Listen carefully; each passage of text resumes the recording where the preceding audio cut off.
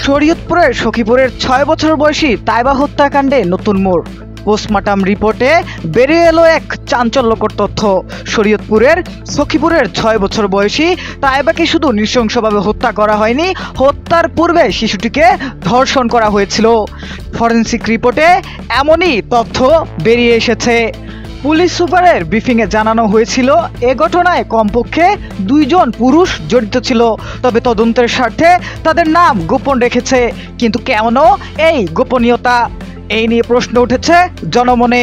শরীয়তপুরের সখীপুরে ঘটে যাওয়া তাইবা হত্যাকাণ্ডে এলাকা জুড়ে ক্ষোভ সৃষ্টি হয়েছে। ফরেনসিক পরীক্ষায় শিশুটির শরীরে ধর্ষণ ও নির্যাতনের স্পষ্ট আলামত পাওয়া গেছে। একটি বিশ্বস্ত সূত্র মতে প্রধান সাক্ষী শাহনাজের বর্ণনা অনুযায়ী আহত অবস্থায় তাইবাকে পাশের বাড়িতে নিয়ে যাওয়া হয়।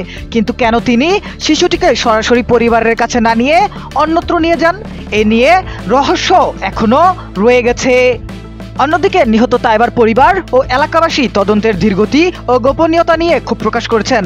তারা দাবি করেছেন আসামিদের মোবাইল ট্র্যাকিং করে তাদেরকে দ্রুত গ্রেপ্তার করা হোক। এছাড়া তারা হুঁশিয়ারি দিয়ে বলেন আগামী ২৪ ঘন্টার মধ্যে দর্শক ও হত্যাকারীদের গ্রেপ্তার করে তাদের নাম প্রকাশ করতে হবে, না হলে কঠোর কর্মসূচি গ্রহণ করা হবে। তাইবার পরিবারের পাশে দাঁড়িয়েছে সাধারণ মানুষ সহ বিভিন্ন সংগঠন। এছাড়া সামাজিক যোগাযোগ মাধ্যমেও ক্ষোভ ছাড়ছেন নেটিজেনরা। সবাই এক কণ্ঠে বলছেন শিশু তাইবা হত্যার বিচার হতেই হবে, যাতে ভবিষ্যতে এমন ঘটনার পুনরাবৃত্তি আর কখনো না হয়।